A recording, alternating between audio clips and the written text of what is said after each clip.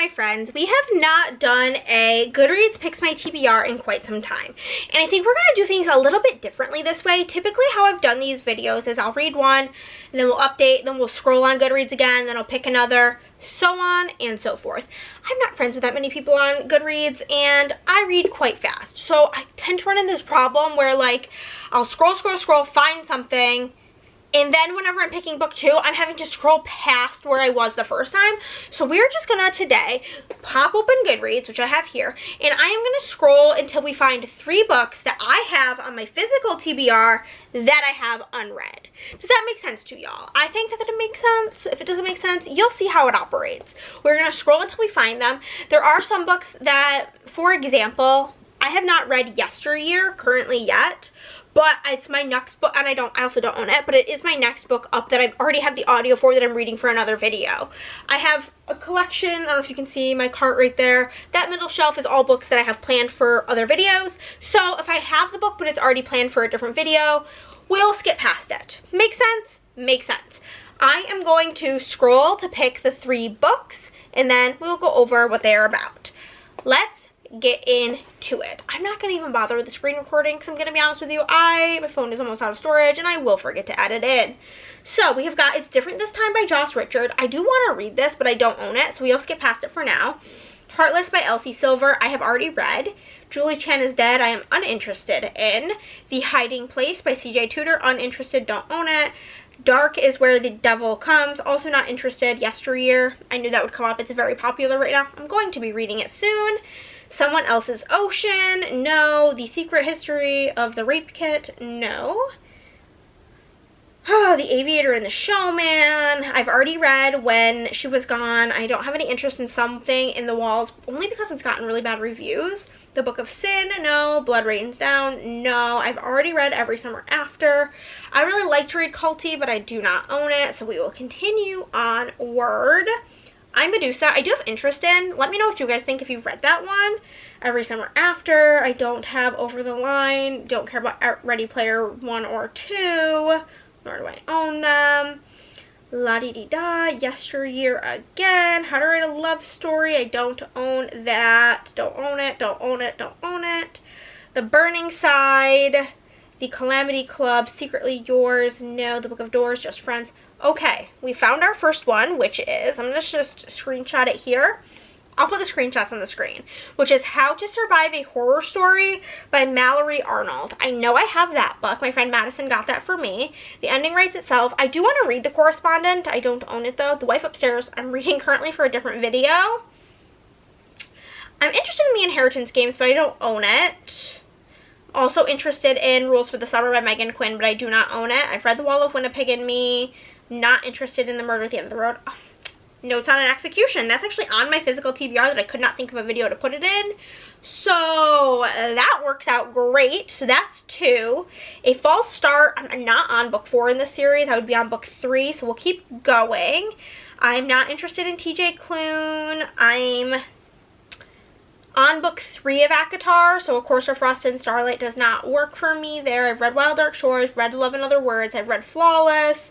I'm interested in Japanese Gothic, but I do not own it. I'm not interested in the Alice Feeney because I hated the first book I read by her. Some short stories. I'm not interested in The First Time I Saw Him. Book 1 was just okay in that series for me. I obviously want to read The Unknown, but that's not out yet, so I can't really read that. Not interested in Daisy Hates or Magnolia Parks. The Real, Something Inside the Walls. Father Material, The Library After Dark. An Academic Affair I'm going to be reading for something, so I can't really read it right now. I do own it, but it is my friend's pick for Sisterhood of Traveling Books. So I'm going to wait till that comes in the mail for me to read, like, her copy so that I can annotate it. Pen Pal, definitely not interested. Yesteryear again, all these short stories my friend Emily was reading. The Midnight Library, no. The 3 Lives of Kate K, no. I've read Everyone Here Is Lying. I'm not interested in Hamnet. Oh my god, I didn't think I was going to have to scroll back this far, but you see what I mean? Like, okay. So I don't own The Court of Wings and Ruins, but Wings and Ruin. But I am currently going through a read-through of ACOTAR, so is this my sign I should just read it? Maybe? reading it because my friends want me to read it. I will scroll. It's currently 3:44. I will scroll for up to 2 more minutes, and if I don't find anything better, we will go with Aqua War. Read it. Not ready to read that yet. I've read it. Wah, wah, wah. Harry Potter 6. No. I've already, well, that's an update of mine. That's my update that was being liked. Oh, no. No. I've read it. Don't want to read it. Okay, I fear we're going to be here forever. I've read it. Don't want to read it, don't want to read it, don't want to read it, don't want it. Read it. No.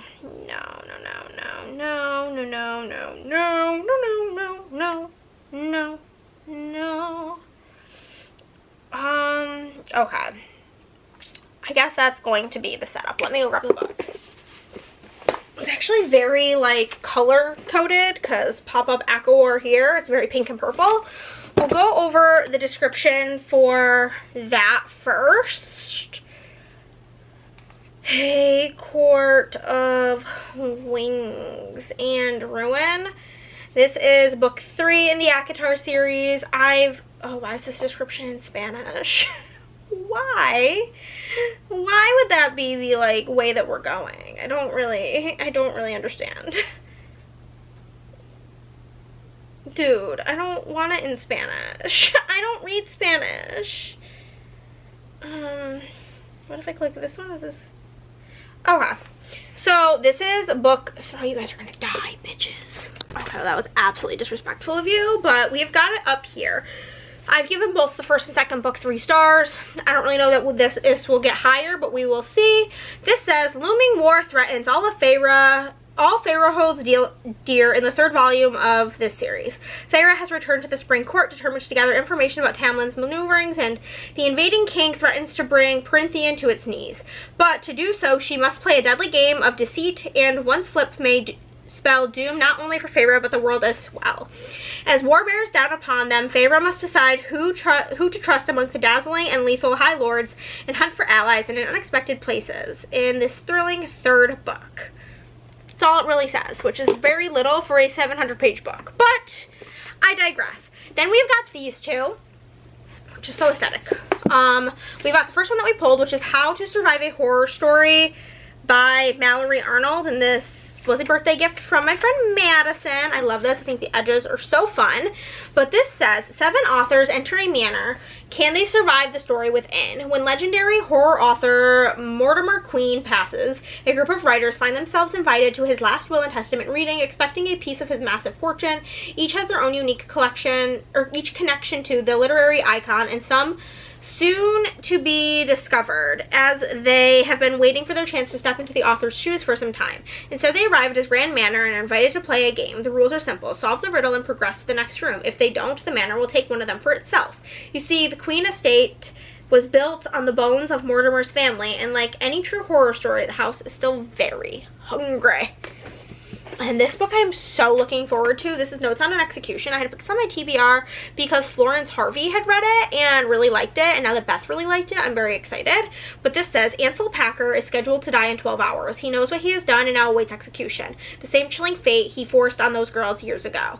Through a kaleidoscope of women, a mother, a sister, and a homicide detective, we learn the story of Ansel's life. We meet his mother, Lavender, a 17-year-old girl pushed to desperation. Hazel, twin sister to Ansel's wife, forced to watch helplessly as her sister's relationship threatens to devour them all, and finally Safi, the homicide detective hot on his trail. As the clock ticks down, these women shift through the choices that culminate in tragedy, exploring the rippling fissures in such destruction that inevitably leaves it in its wake. So, those are the books we're going to read. I think it's going to be a great time. Let's get into it.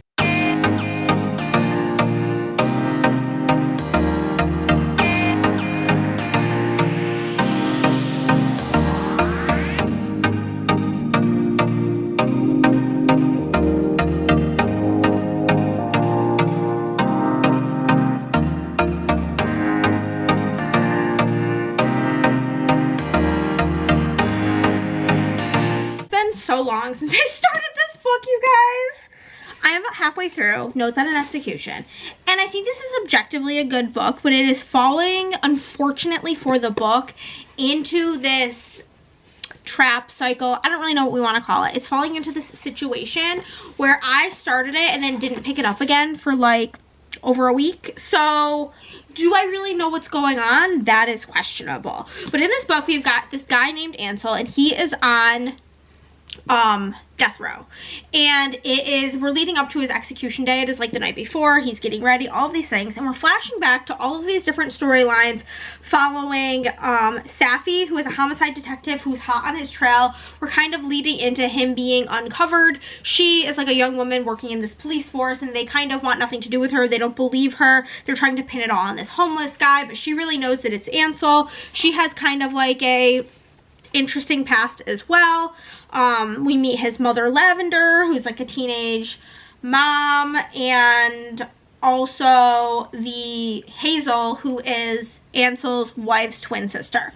So we're kind of following all of these different storylines and seeing how they interconnect into Ansel's story. I don't want to say too much because I do feel like even in the first half, what we're learning about their stories leading into what happened with Ansel is spoilery, because it's all kind of like a mystery we're uncovering. We are reading from all these point of views, uncovering what happened to land Ansel on death row. We know that he killed a bunch of women. We just aren't really necessarily sure how we got from point A to point Z of him being on death row. So we're going through, listening to all these points of view to try to figure out what exactly happened. And again, this has really good reviews on Goodreads, and I think I'm going to really enjoy it once I'm able to lock into the second half. But I think because my brain has been a little bit spastic, and I, went out of town and then didn't pick it up for a while, I do think that is deeply affecting my enjoyment. And I do apologize to the book for that, because it's not the book's fault. Let's be honest.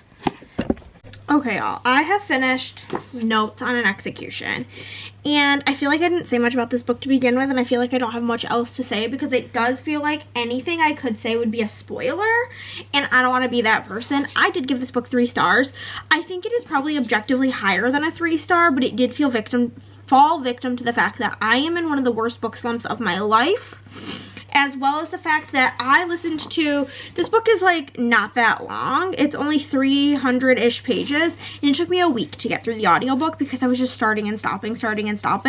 And I am somebody who likes to get fully immersed in the audio or in the book that I'm reading. Most audio or physical books or Kindle books, whatever, I like to read in a maximum of 2 sittings so that I can feel really connected and invested in the story. And I just feel like I did not care. And one thing about me is books that I rate like 4 and 5 or 2 and 1, I tend to have a lot to say because I either really, really liked them or really, really hated them.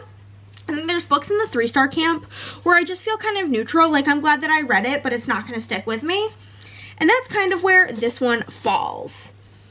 I'm not sure which book we're going to read next, but as soon as I know, I will let you know. Okay, friends. We are next up gonna get this chunky bitch out the way.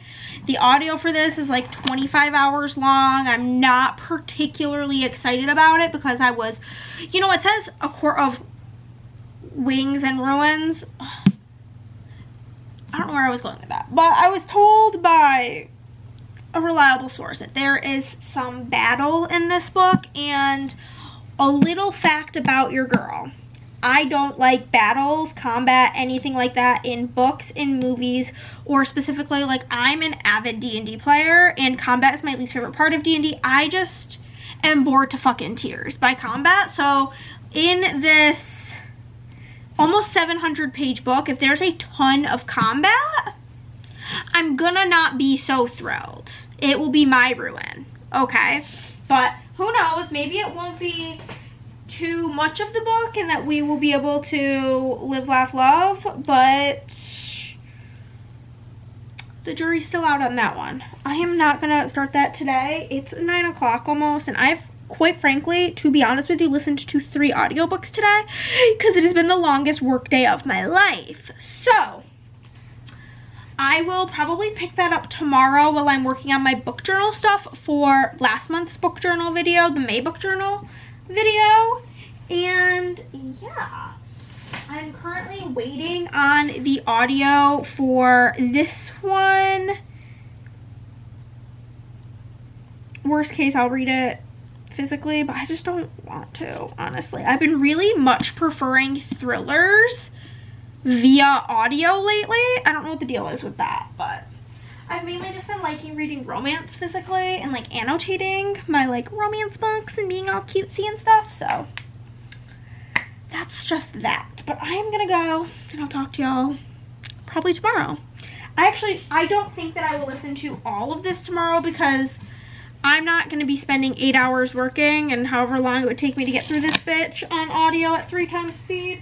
So it's gonna be a multiple day affair, but we will get it started and maybe get halfway. I honestly, my book journal stuff I think it might take 3 hours, so maybe we'll get close to half, but we will see. Also, I'm getting my hair colored this week and I can't wait. You guys will see it in this video because I won't be done with how to survive a horror story by the time I'm done with that, so there's that.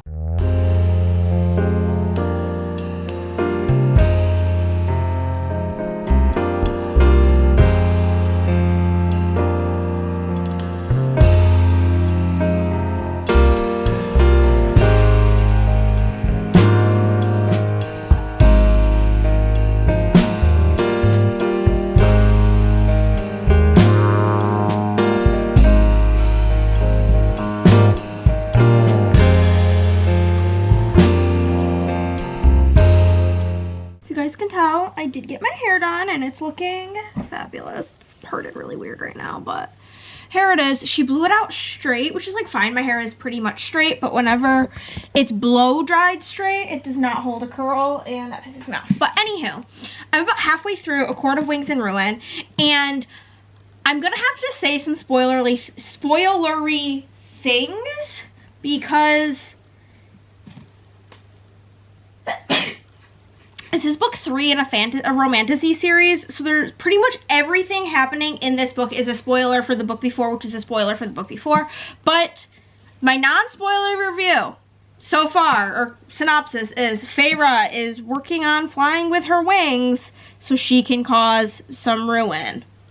I know, revolutionary. I'm sure you never saw that coming. That could not be predicted. That cannot be expected based on the title of this book. But that is what's happening. So fast forward to after I'm done talking here in this spot because the next part's gonna be kind of spoilerly. In 3, 2, 1, boop. Okay, so in this book, at the end of the last book, Feyre decides she's gonna go back to Tamlin in the Spring Court as kind of like a spy while trying to get like information on them to basically take them down and drive wedges, the whole 9. So I don't really understand Lucien as a character. Like, I can't tell if he's good or bad, and I did ask my friend Shanna. I was like, I'm like halfway through this book. Is he like supposed to be good or bad? And I think he's supposed to be like in the middle. Correct me if I'm wrong. Maybe by the end of this I'll have a better answer to that. But Feyre basically escaped to go back to Valeris to resand, and Lucien can tell that like she is much more powerful than she is letting on. We also see her sisters and how they are dealing with the consequences of what happened at the end of book 3 or book 2 and how they are adjusting, which is not stellar. And then Feyre is now trying to like rally the troops essentially to take down Tamlin and the Spring Court. That is basically where we are at this point in time, and I feel like that's a really wild that that's my whole synopsis at like 350 pages, that like nothing more than that has really happened. This is an issue that I feel I've had with certain authors, like books that are this long. I feel this way about specifically Stephen King. I don't know why, that's like what came to mind, is I feel like we're saying a whole lot of nothing and it could be like 50% shorter. And maybe that's part of me. I don't visualize in my head. Like, I think that's also part of the reason that I, A, don't read a lot of fantasy, and B, I can read so quickly is if there's a word for it. What is the word? I don't remember, but there's a word for it, but I don't visualize. It's like the apple theory where like close your eyes, picture an apple. What do you see? Do you see like my friend Andrea, she's like, I can like basically reach out and grab the apple. Like I can see the shine on the skin, I can smell it, I can see the like texture on the leaves, the texture on the skin, like a little bruise here, it's shiny red, whatever. And then there's some people who it's like, yeah, like I can see an apple, but it's not super detailed. There's some people who can see like, I see like a red circle and like the stem. I see nothing. I just know that I am thinking of an apple. Like I don't have the ability to conjure up the images in my mind. And so when they're describing these characters, I don't know what I've like had to look up what the characters look like because I can't figure it out. It's kind of like when I read books, whenever there's a redheaded character, one of my good friends, Emily, has red hair, so all of them are her. That's just like how my brain works. So I don't care about all these details because they mean nothing to me. They're doing nothing for me and I could not care less about the details. So then that's just me. I know there are plenty of people who don't visualize, who love fantasy, but for me, I find it very hard to connect to it. I find it hard to connect to things that are not based in the real world. I think that's why I enjoyed book 1. A, it wasn't 1,000 pages basically, and B, part of it did take place in the real world, so that was helpful. I don't know, maybe urban fantasy would be more my jam, but I think that's why I also tend to really like dystopian books, because for the most part they take place in the real world. But with that being said, this is so far my least favorite of the books. I have been the most bored, the most not wanting to pick this up, and I still have about 12 hours left in the audiobook. I'm gonna finish it today because I do listen at 3 times speed and it's about 11 o'clock. I've got a full work day ahead of me, so we're gonna go get into this. And I don't know how long the audio for How to Survive a Horror Story is, but this audio came through yesterday, so we will jump right into that when we are done with this. I love this color combo, it's so fun. And I am really excited to pop another one off the TBR, but so far it's probably gonna be a 3. I can't really complain. If anything, I don't think it'll go up to a 4. And now I'm starting to wonder if I'm going to like Nesta, because I feel like I don't give a shit about Feyre, if I'm being so honest with you. Like I just don't care about her, so like maybe I'm going to be one of the ones who likes Nesta. And one of my best friends, Shanna, she's a Nesta girly. My friend, one of my best friends, Andrea, she hates Nesta, but she said to me, she's like, you'll probably be a Nesta girl. So like maybe that book will be my favorite, but I know that that book is really spicy. Oh, and that's the other thing, I'm just completely skipping the spicy scenes. Like I'm like fast forward 20 seconds, okay, still going. I can't be bothered. They're so cringy it hurts. So cringy it hurts. Okay friends, we are done with Court of Wings and Ruin, and I'm going to land on 3 stars. Honestly, part of my issue with this book is I'm just gonna be very upfront with y'all. I spent most of the day crying on and off because I'm just mentally not great, and thinking about it makes me want to cry all over again. So I think I just desperately did not fucking care, and because of that, I am actually going to take a little bit of, I'm taking a lunch break. I'm making, actually really like the like artisan crafted Great Value mac and cheeses. This is a new flavor, cheesy feta and tomato, so I'm making that for lunch. And I'm gonna wait to start this. I'm gonna watch some YouTube videos while I work, because this is my friend Madison, because I just really, like, I'm mentally not in a place where I think I can focus, and I think that was part of the issue with this. Not that I couldn't focus, like I know everything that happened. Second half of this book, Feyre and her posse go and fight. And I personally am somebody who hates combat in movies, books, and even in D&D. It's not my thing, so I wasn't really a fan of any of that. The like reveal towards the end I did think was really sweet. However, because I already know spoilers of this whole series, I already knew it was coming. So I don't think it like hit as some like big shocking reveal to me, so it's whatever. But I gave it 3 stars. It's for sure my least favorite book so far, and I feel like I am very interested to read Nesta's book after this. We have the like novella that comes next, and I don't even know when I'm gonna get to that. I just filmed a TBR video, which you might have seen before this. I don't really know the order that this is happening in, but I didn't have a way to put it on there. So we're gonna be taking a little bit of a break, and then if I don't start this today, I will listen to it tomorrow. Tomorrow I'm gonna work on stuff for my book journal regardless. So either I will start this later today and let you guys know, or I will do it tomorrow. But I just deeply mentally need a break from books because it's not helping.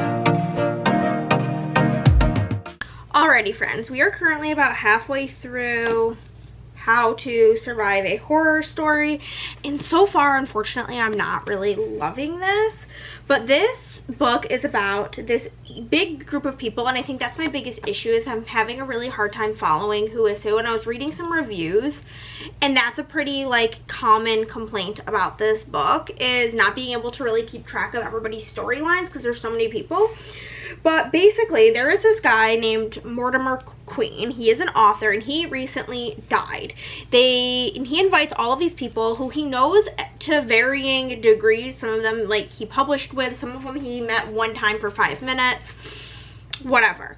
And the whole thing is that, like, Mortimer had written this book called Monster House, and they're starting to think that the house was built, or the book was written about the house that they're in his big manor. And this manor supposedly was built on somebody's grave, and there's a lot of like weird things starting to happen. They're like locked in the house, they can't leave, and they have all these riddles to solve to determine who's going to like inherit his things. I don't want to say anything that's not on the back, so let me just reread over this one more time. Okay, yes. Yeah, the rules are simple. Solve a riddle and progress to the next room, and if they don't, the manor will take one for itself. So you get to see them solve these riddles, and then whenever they don't solve things, they guess incorrectly, somebody dies. I don't really want to say much more because, again, it is horror, thriller, mystery. It's actually probably, I would say, mostly mystery. The back calls it fiction, so that's interesting. But yeah, we're basically learning about all of these different people, how they were connected to him. Some of them are bad, some of them are good. Was Mortimer good or bad? We don't really know. And this house that's built on like his family's graves, weird. Additionally, it's like been this thing that the manor goes to whoever is like the person's firstborn child, but Mortimer was unable to have children, so there's that bit of the story. I don't really know. It's just kind of like a nothing burger as of right now. I'm feeling like a 2.5, but we will see. I'm not really loving it, but it's going by quick. The audio is not, it's not too long of a book, but yeah, overall, it's just not gripping me the way I want a haunted house story to grip me, which is sadness. But hey, it is what it is. It is the next day. I did finish this yesterday. I just didn't come tell you guys about it because I'm going to be honest. I forced myself to finish it.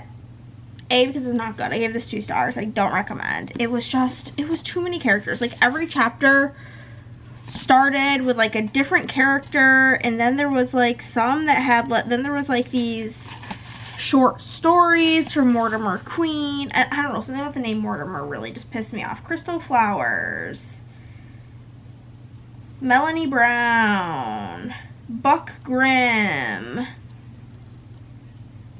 and stories by Crystal Flowers. Then we're back to Melanie, then we're back to Black, then we're back to Melanie, and then we've got Scott Clay, we've got Chester Plumage. Like there's just so many characters that it like just, it was just not, you know what I mean? Sometimes it's just not, and that is what it is. Oh my god, I need to go change. I thought that this sweater was gonna be the move, but it's making me feel claustrophobic right now. But 2 stars, and then The other 2 books were 3 stars. This video is kind of a fail. Goodreads.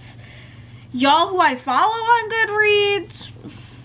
Tisk, the disappointment. But I knocked 3 books off my TBR, which is always the goal, is to lessen the books on the TBR, and we did that. So with that part is at least a success.